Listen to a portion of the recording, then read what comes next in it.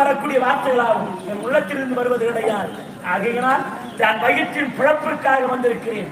அதனால் தாய், உன் கோபமான ரூபத்தை என் மீது காட்டாமல் ஒரு தாயின் மடியில் ஒரு குழந்தையால் விளையாடி கொண்டிருக்கின்ற பொழுது அந்த குழந்தையின் நகமானது தாயின் மார்பிலைப்பட்டு ரத்தம் வெளியே வரும். அந்த நேரத்தில் அந்த தாய் கோபப்பட மாட்டார்.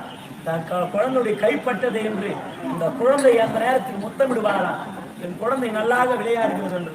அதுபோல் உன் கதையை நான் விளையாடி கொண்டிருக்கிறேன். கோபக்கண்ணை என்னையும் என் நாடக பிள்ளைகளையும் இங்கு வந்திருக்கக்கூடிய ஆன்மீக தொண்டர்கள் தர்ம பார்வை கொண்டவர்களையும் நீ யாதொரு குறையில்லாமல் கட்டி காக்க வேண்டும் தாயே. இந்த அடிகளை காத்து ரட்சித்திர